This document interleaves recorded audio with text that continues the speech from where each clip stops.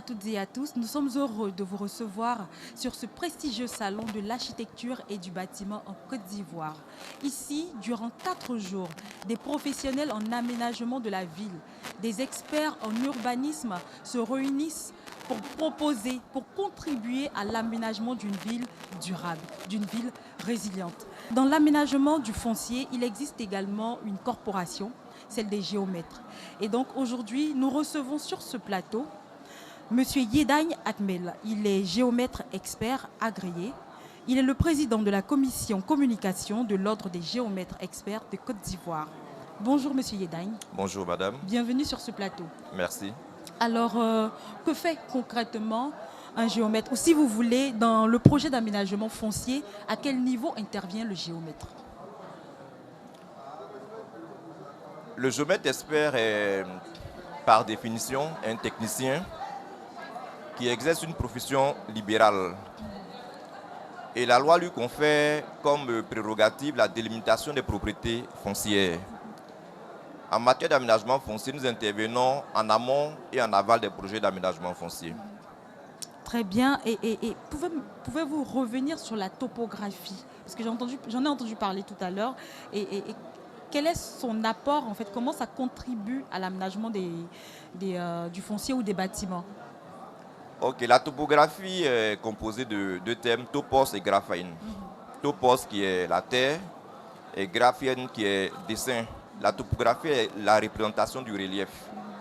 En matière d'aménagement foncier, la topographie nous permet de connaître les différentes pentes d'un terrain, de voir quelles sont les zones qui, en saison de pluie, sont censées recueillir les eaux de pluie, les zones inondables. Et la topographie permet à l'urbanisme de bien dresser son plan urbanisme, si vous voulez, son découpage parcellaire. Très bien, donc c'est très important dans l'aménagement du foncier. Exactement, parce qu'aujourd'hui, vous voyez, lorsque nous sommes en saison pluvieuse, il y a des quartiers d'Abidjan, lorsqu'il pleut, qui sont inondés. Or, avec la topographie, la topographie permet de définir les exutoires, savoir l'exutoire quand il pleut, où est-ce que l'eau de pluie s'écoule pour. Et par rapport à cela, les ingénieurs aussi de génie civil peuvent placer des ouvrages, dimensionner leurs canaux d'évacuation des eaux de pluie. Très bien. Alors, vous êtes de la commission de l'Ordre des géomètres experts de Côte d'Ivoire. Quelles sont vos activités en général? Il faut dire que l'Ordre des géomètres experts procède d'une loi. La loi 70-487 du 3 août 1970 qui institue l'Ordre des géomètres experts de Côte d'Ivoire qui réglemente le type et protège la profession. Je disais tantôt que le géomètre expert est un professionnel libéral, un technicien qui a pour mission de dresser et de réaliser à toutes les échelles des documents topographiques et des plans de biens fonciers. Très bien. Et qu'est-ce qui se passe quand, par exemple, un de vos confrères sort du cadre établi ou de vos différentes réglementations? Parce que je suppose que vous êtes régi par, comme vous me le dites, des lois, un règlement. Et qu'est-ce qui se passe en fait quand un de vos confrères enfreint l'un des points de vos règlements? Le géomètre expert est une profession qui est très réglementée et la loi définit différents niveaux de sanctions. Lorsqu'un géomètre expert ne respecte pas le code des devoirs professionnels, en premier lieu, il est averti. On lui transmet un avertissement. Si le récidive, on lui transmet un blâme. On peut aller même jusqu'à la suspension pour une durée maximale d'1 an et même la radiation de l'Ordre des géomètres experts de Côte d'Ivoire. Très bien. Et ça arrive souvent? Oui, il y a des cas. D'accord. Et alors, donc, vous connaissez le thème de cette 8e édition de l'Archibat, la fabrique de la ville aux professionnels. Vous, en tant que géomètre, Comment aménager la ville autrement? Nous sommes d'autant plus à l'aise avec le thème d'Archibat de cette année, la fabrique de la ville aux professionnels. J'avoue que la profession de géomètre expert est une profession qui est méconnue du grand public, alors que nous jouons un rôle essentiel dans l'aménagement foncier. Tout à l'heure, je vous disais que nous sommes en amont et en aval des projets d'aménagement foncier. Le géomètre expert est celui-là qui, pour un aménagement, définit l'assiette foncière, c'est-à-dire le sol qui va recevoir le projet d'aménagement foncier. Ensuite, nous faisons l'état des lieux qui permettent de connaître la topographie du terrain à aménager, que nous soumettons à un urbaniste pour le projet de découpage parcellaire. Et en amont, nous venons pour matérialiser sur le terrain les différents sommets de l'eau et d'îlots qui auront été définis par l'urbaniste agréé. Très bien. Alors, je constate que depuis le début de ce salon, il y a plusieurs métiers qui interviennent dans la construction d'un bâtiment, dans la construction de cités et tout. Mais alors, qu'est-ce qui explique souvent, par exemple, l'effondrement de certaines bâtisses, des immeubles ou des inondations? Qu'est-ce qui explique cela? Est-ce parce que les promoteurs n'ont pas fait appel, par exemple, à des géomètres ou à des architectes? Qu'est-ce qui explique cela? Je reviens sur le thème d'Archibat 2021, la fabrique de la ville aux professionnels. Chaque corps de métier a son domaine d'activité. Nous nous occupons du foncier. Les architectes s'occupent de réaliser les plans d'architecture et l'aménagement de la ville. Il y a des ingénieurs en bâtiment qui sont chargés de calculer les structures des bâtiments qui vont de la fondation jusqu'aux armatures du bâtiment.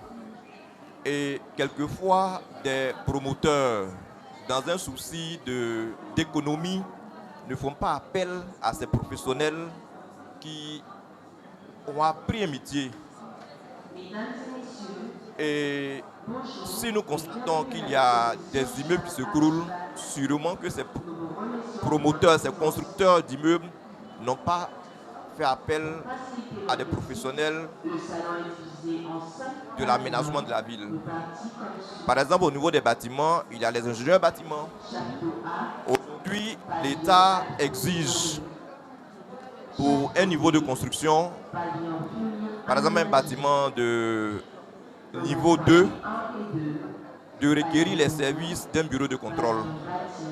D'accord. Voilà.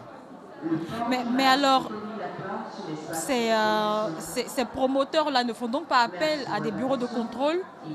Quand un immeuble arrive à se fondrer, c'est qu'il y a eu défaillance quelque part. Effectivement. Donc il faut situer les responsabilités et voir où est-ce qu'il y a eu défaillance. D'accord. Peut-être que le promoteur, comme je le disais tantôt, pour un souci d'économie, n'a pas consulté un ingénieur bâtiment pour faire le calcul des structures, pour dimensionner les fondations, n'a pas fait appel à un ingénieur géotechnicien pour venir faire des essais géotechniques pour voir si le sol sur lequel le bâtiment sera construit pourra porter les charges du bâtiment.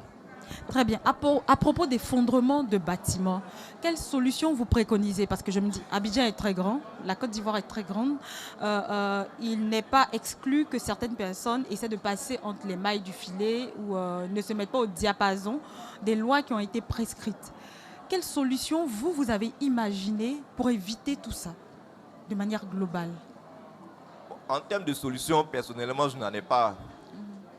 Il faudra suivre les recommandations que le ministère de la Construction a prescrites. Aujourd'hui, vous avez un terrain que vous voulez bâtir. Il y a un permis de construire à requérir du ministère qui obéit à certaines règles. Que les constructeurs, les propriétaires de l'eau puissent s'adresser au ministère pour qu'on leur donne les documents requis avant de commencer la construction d'un bâtiment. Merci, Monsieur Yedagne Akmel. Je rappelle, vous êtes géomètre expert agréé. Alors, un appel à lancer.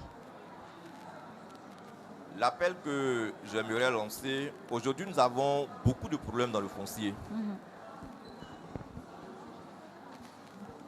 Et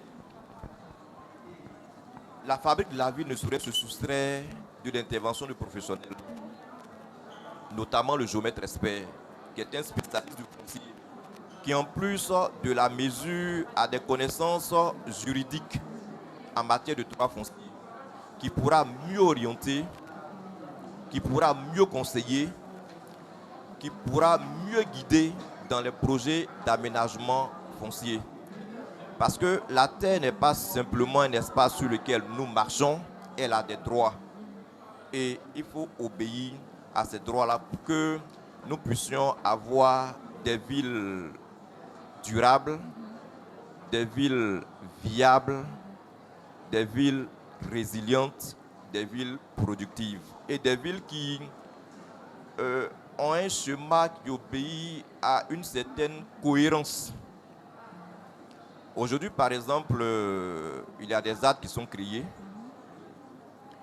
pour limiter l'étalement urbain. Il faudrait qu'on puisse respecter ces différents règlements d'urbanisme-là et faire appel à des professionnels agréés pour qu'on ait moins de soucis au niveau de l'aménagement de nos villes. Voilà, on ne le dira jamais assez, il faut faire appel à des professionnels pour l'aménagement de nos villes. J'ai une toute dernière question, Le positionnement de l'ordre dans la chaîne foncière, combien de géomètres, combien de bureaux et tout? Aujourd'hui, nous sommes 53 géomètres experts agréés inscrits au tableau de l'ordre avec une centaine de bureaux sur l'étendue du territoire national. Comme projection, nous voulons d'ici 2030 avoir au moins une centaine de géomètres experts agréés parce qu'on nous a reproché notre nombre limité. Donc ça c'est un projet à moyen terme et nous rapprocher de plus en plus de la population, des usagers, pour pouvoir apporter de nos conseils. Et pour ce faire, on prévoit d'ouvrir dans chaque sous-préfecture de Côte d'Ivoire un bureau. Merci, Monsieur Yedagne Akmel. Je rappelle qu'aujourd'hui, nous aurons des panels sur le développement et le soutien de la professionnalisation de la fabrique de la ville dans les territoires. Nous avons reçu Monsieur Yedagne Akmel. Il est géomètre expert agréé, président de la commission communication de l'Ordre des géomètres experts de Côte d'Ivoire. Merci d'être passé sur ce plateau. À bientôt sur Business N4 Africa.